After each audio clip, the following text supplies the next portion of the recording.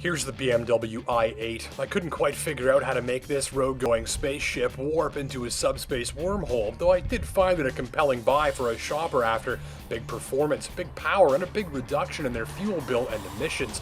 It's the future on wheels, using a tiny turbo 3-cylinder with a plug-in hybrid system and electric motor drive. The i8 packs 360 horsepower, all-wheel drive, locomotive levels of instantaneous torque, acceleration like a Corvette Stingray or Porsche 911, and a fuel bill like a Toyota Yaris.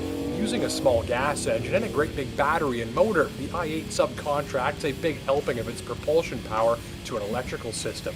And that saves a lot of fuel and is something we're going to start seeing a lot more of in the marketplace. Like in this machine, the BMW X5 xDrive40e. As X5s are, this machine is handsome, expansive, and fitted with every luxury feature imaginable and style to turn heads and create tremendous presence.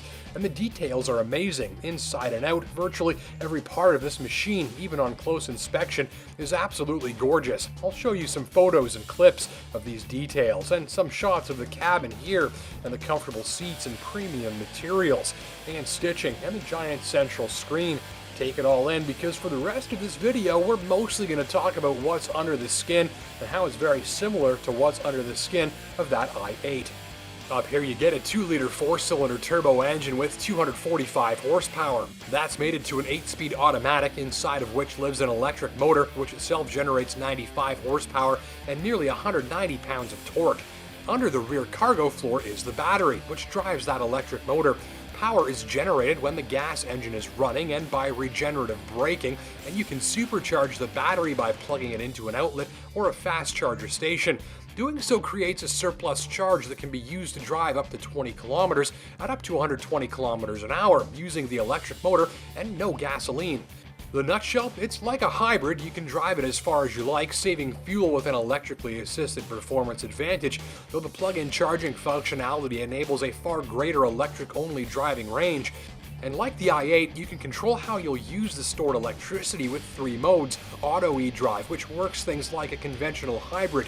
There's Max eDrive, which basically turns it into an electric SUV, which won't use any fuel if you're going less than 20 clicks. Then there's the save function, which lets you lock the battery-only driving range in place for use later in your journey.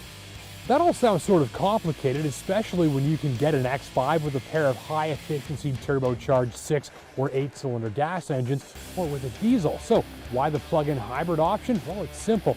First, if your daily commute is under about 20 kilometers between recharging, you'd virtually never use any fuel with this one.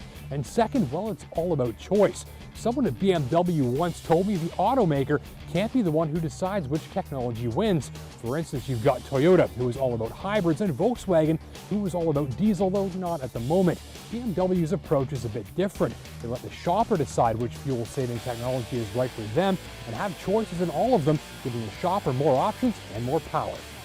And speaking of more power, the combined output of the small engine and electric drive system is a hefty 313 horses backed by 332 pounds of torque. This X5 is not a slow compromised hybrid, and it goes like the wind. Partly, that's because of how the torque output is used. Since an electric motor makes all of its torque at any RPM, the eDrive system uses the electric motor to fill in the low RPM gap before the turbo engine gets working its hardest. It leaps ahead the instant you touch the throttle. It can pass a transport truck almost as quickly as you can put your boot to the mat, and it does all that while turning in fuel mileage like a much smaller machine.